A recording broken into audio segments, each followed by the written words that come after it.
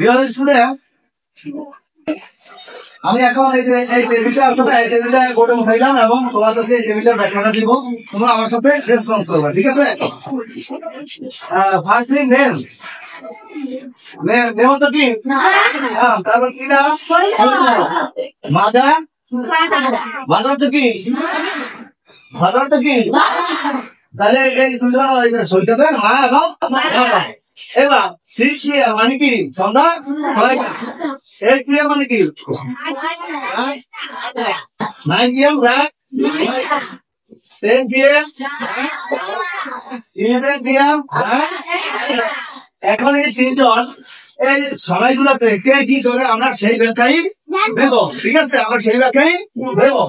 এখন সৈকত স্টাডি লেখাপড়া করে কয়টায়? রাত 8টায় কি করে? টিভি। 9 PM কি করে? রাতের খাবার বানায়। 10 PM কি করে? তার মাকে সাহায্য। 11 PM কি করে?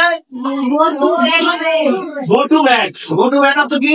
বিছানায় যায় বা ঘুমাতে যাও। এবার তার মা কি করে দেখো?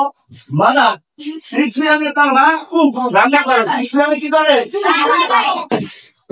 8টায় কি করে? 8 PM সেলাই করে। 8টায় কি করে? সবাই কথা বলো, সেলাই। এবার 9 PM কি করে? ইট ডিনার। 9 PM কি করে? ইট ডিনার মানে কি? রাতের খাবার খায়। এবার 10 PM কি করে? রাতের খাবার খাওয়ার পরে সেই থালা বাসন গুলো ধুতো বলে। সবাই কথা বলো, সবাই কথা বলো। হ্যাঁ, 11 PM কি করে? 11টার সময় রাতে 11টার সময় কি করে? এবার ফাদা সৈকতের বাবা কি করে দেখো? সৈকতের বাবা 6টার সময় রিড তো কি পড়া, কি পড়ে? স্টোরি বই, স্টোরি বুক পড়ে না? আমরা গল্প পাইলাম, গল্প বই পড়ে। আবার এই ক্রিয়াটি কি করে? Watch TV. 8টার সময় কি করে? টিভি দেখে। কি করে? এবার 9 PM কি করে? ইট ডিনার, রাতের খাবার। আবার 10 PM কি করে? সৈকতের বাবা তার মাকে সাহায্য করে। ওই যে 10টার সময় সে থালা বাসন তাকে সাহায্য করে। 11টার সময় কি করে?